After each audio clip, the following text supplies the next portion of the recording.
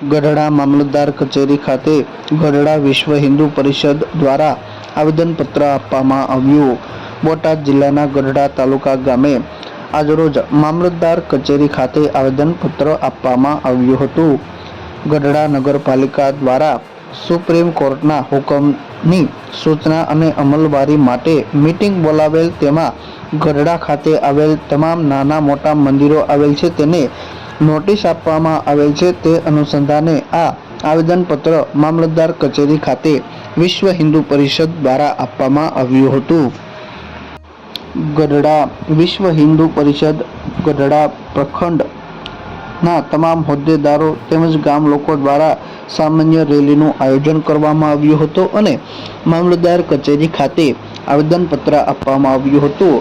અરજ ઉપરોક્ત કામમાં ગઢડા શહેરમાં આવેલ તમામ ધાર્મિક નાના મોટા મંદિરોને ગઢડા નગરપાલિકા દ્વારા નોટિસ આપવામાં આવેલ છે, કાઢેલ છે અને જે નોટિસમાં ઉલ્લેખ કરેલ છે કે જેમાં દબાણો દૂર કરવાની મીટિંગ અને સુપ્રીમ કોર્ટના હુકમ મુજબ અમલવારી કરવા ગઢડા નગરપાલિકાએ નોટિસ ઇસ્યુ કરેલ છે।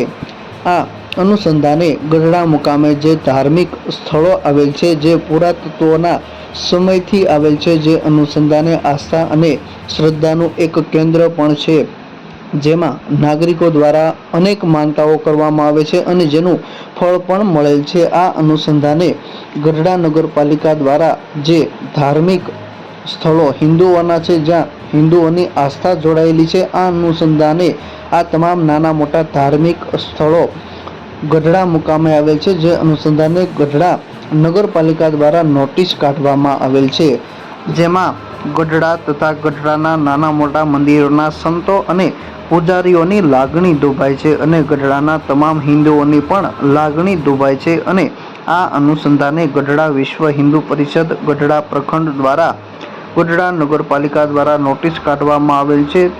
તેને ગઢડા વિશ્વ હિન્દુ પરિષદ તેમજ સમગ્ર હિન્દુ સમાજ વખોડી કાઢીએ છીએ તેવું પણ જણાવવામાં આવ્યું હતું અને આ બાબતે મામલતદાર કચેરી ખાતે વિશ્વ હિન્દુ પરિષદ દ્વારા આવેદનપત્ર આપવામાં આવ્યું હતું। આપનો પરિચય? અર્જુન રાજ્યગુરુ, વિશ્વ હિન્દુ પરિષદ ગઢડા પ્રખંડ અધ્યક્ષ। આજે ગઢડા મામલતદાર કચેરીએ આવેદનપત્ર આપવામાં આવ્યું હતું, તેના વિશે જણાવશો? ગઢડા નગરપાલિકા દ્વારા નાની મોટી ડેરીઓ જે પુરાતન તત્વોથી છે એ ડેરીઓને નોટિસ આપવામાં આવી છે, જે નોટિસ અનુસંધાને વર્ષોથી હિન્દુઓની શ્રદ્ધાઓ જોડાયેલી હોય, આ શ્રદ્ધાઓને ઠેસ પહોંચે એ રીતે નગરપાલિકા દ્વારા આ ડેરીઓ છે એને નોટિસ આપવામાં આવી છે।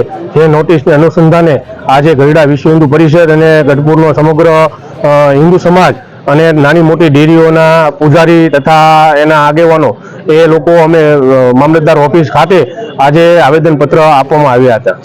આજે મામલતદાર શ્રી દ્વારા જણાવવામાં આવ્યું હતું કે નાની મોટી ડેરીઓ છે જે જૂના વર્ષોથી છે તેને હટાવવામાં નહીં આવે, આ મામલતદાર સાહેબ સાથે ચર્ચા થતા એમણે એવું કીધેલું છે કે જે પુરાતન ડેરીઓ છે એ ડેરીઓનું અમે આનું સર્વે કરાવી અને ડેરીઓ કાઢવામાં ન આવે એવી અમે સરકારમાં રજૂઆત કરશું।